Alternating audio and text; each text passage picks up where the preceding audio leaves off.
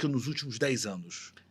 Se é que mudou. Mudou muito. Mudou muito. Mudou muito na população mais jovem, né?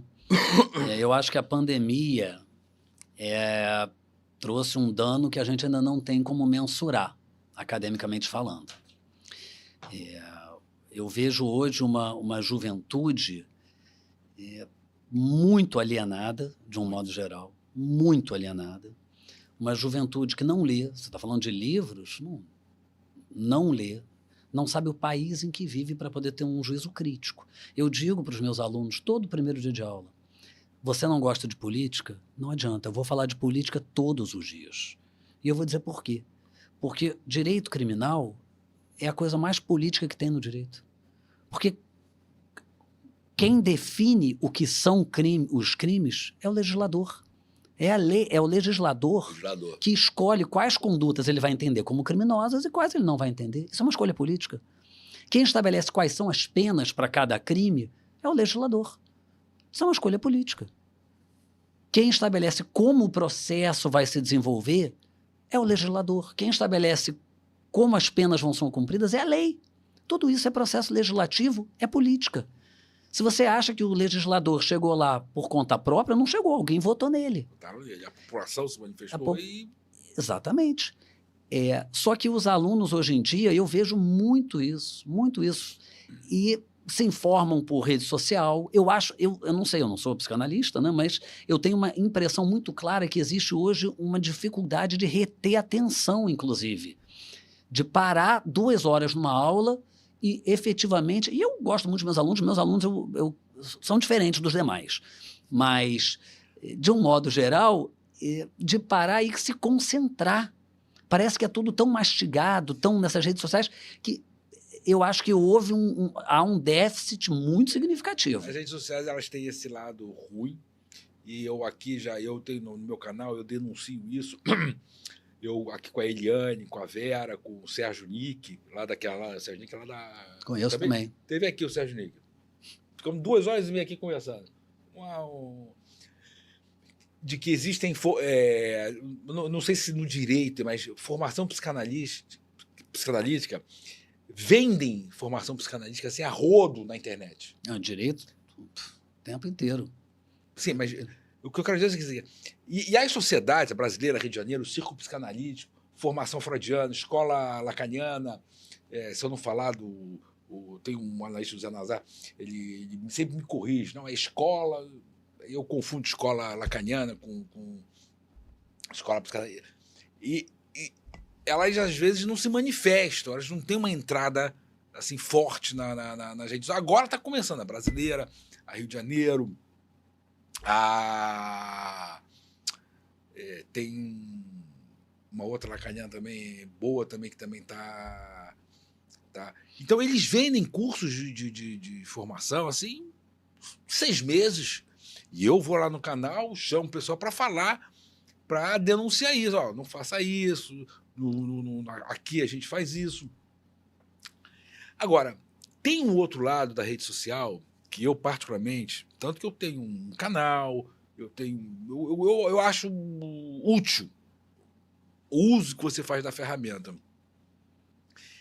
Você tem observado, vamos botar para a tua observação, os alunos que não leem, quer dizer, você acha que eles estão dispersos? Essa dispersão toda, você acha que ela tem a ver com o quê? Com os interesses do aluno, não na profissão ou na sua formação como pessoa? Você acha que é uma geração que não tem interesse em quê? O que falta nos alunos? Assim, quer dizer, como é que você pega? Porque todo mundo agora é PDF, né? Você também deve mandar o pessoal ler PDF. Ou você manda livro. Você indica livro. Eu indico livros, mas eu indico meu caderno. Teu caderno. Eu digo para eles perguntam qual é a melhor bibliografia. Obviamente, eu faço isso brincando. Lógico. Evidentemente, muitos não entendem que é uma brincadeira. Não. Eu falei, minha melhor bibliografia sou eu. Porque eu vou te dizer o que o autor A fala, o que o autor B fala, o que o autor C, o que o tribunal A, o que o tribunal B. Mas se você quiser comprar livro, compra do fulano, do Beltrano, eu faço isso. Eu acho o seguinte, eu acho que, primeiro, eles não têm paciência mesmo, não têm paciência para sentar e ouvir muito conteúdo. É dificuldade de manter a atenção, é o que eu acho. E fora isso, eu acho que, como eu disse, estão muito alienados. Essa coisa da internet, da rapidez, da agilidade das informações que chegam muito rápido. Exatamente. E estão muito desinteressados por algo que vá além deles. Né? Assim, eu também gosto de rede social, eu tenho, mas não sou de usar muito. Mas eu gosto, acho que YouTube, principalmente, eu acho fantástico. Mas, assim, você tem que saber usar a rede social. Né? O problema é que quando a rede social substitui outras coisas, ela substitui o convívio, ela substitui o estudo, aí não dá. E isso eu vejo muito. Você vê isso? Vejo muito. Na tua aula você permite o celular? Não proíbo, mas assim, eu sou um professor, eu não sei se eu podia falar isso porque a faculdade não me permite fazer isso, mas eu não faço chamada. Não reprovo por falta. Eu não persigo o aluno que não vem. Eu sempre digo isso. Quem persegue ele é ignorância. Porque eu sou exigente. Pessoal lá, eu já sei que entre os alunos existe um grupo lá, o professor é carrasco ou mamata, eu já descobri que tem essas coisas. E eu sou tido injustamente como carrasco. Injustamente. Mas assim, eu não persigo o aluno que não vem. Se o aluno não quer ir, mas ele vai estudar, ótimo. É sinal de que a aula não era tão imprescindível. Então, assim, os alunos que vão às minhas aulas, quando eu digo que a turma é diferente, é verdade, são normalmente pessoas mais interessadas, porque já me conhecem, né? Eu já estou lá há quase 20 anos na PUC. Então já sabe como é que é a aula, já sabe que eu vou falar de política, já sabe que eu vou dar muita matéria, já sabe que eu vou saber o nome e sobrenome de todos os alunos e vou chamar eles durante a aula, você. Não tem, fobia social lá não pode. Existe clássico no direito, assim, livros que, por exemplo, na psicanálise e na psicologia existem clássicos, são livros que todo estudante de psicologia ele tem que conhecer os autores do behaviorismo, existencialismo, Carl Rogers e Freud, porque todos eles vieram. No direito existe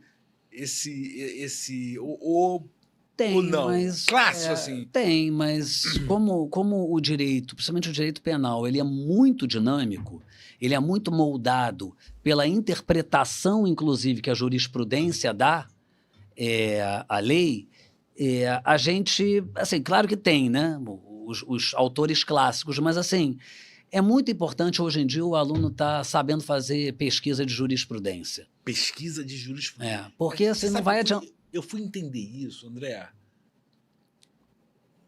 pouco, assim, situações assim, obrigado. Quando o meu advogado falou, não, mas tem jurisprudência. Eu falei, o que é isso? Aí ele explicou. Eu falei, como? Quer dizer que um juiz... Quer dizer, então cada caso não é um caso. É uma ótima definição. Cada caso é um caso e cada caso não é um caso, né? Eu sei que eu falei tudo e não falei nada, né? Assim, principalmente na área criminal, cada caso é um caso. Cada caso é um caso. Mas sim. Você tem certos padrões. Você tem certos padrões. Tem, claro que tem. Então, assim, a lei muitas vezes diz certas coisas e a jurisprudência fala o oposto. Mas quando eu digo o oposto, é o oposto do que está escrito. A lei diz, não pode fazer isso. Aí o Supremo Tribunal vai e faz.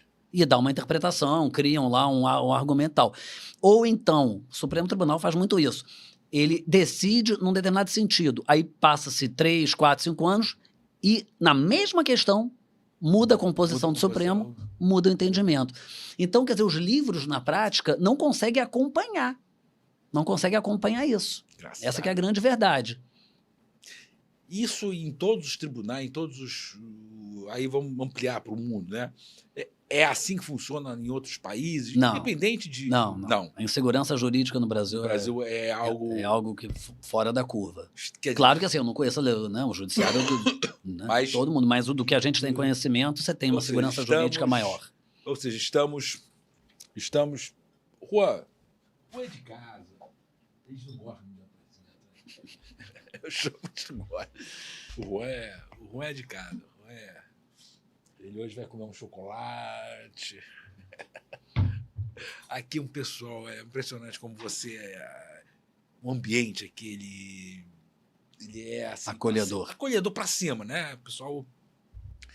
Mas a gente vive, então, o que se chama insegurança jurídica. Sim. Né? Quer dizer, aquela frase que eu te falei, de médico e louco, todos nós temos um pouco. Aí eu fiz uma adaptação. De advogado e criminoso, todos nós temos um pouco. Sim. Faz sentido isso? Muito, muito. De advogado, porque eu acho que assim, o que define o advogado, antes de qualquer coisa, é a argumentação. Eu acho que todos nós lutamos pelo que a gente acha certo. Se está certo ou não está certo, vai de cada um. Mas todos nós lutamos, né? A gente começa pequenininho, né? Quando a gente começa a dizer o não, começa a questionar. Enfim, eu tenho uma filha de 5 anos, por exemplo, que, enfim, meu Deus do céu, né? Essa aí é complicadíssima, né? Enfim, dá mais trabalho a minha adolescente. Eu tenho um de 15 que não dá o trabalho que essa de 5 dá.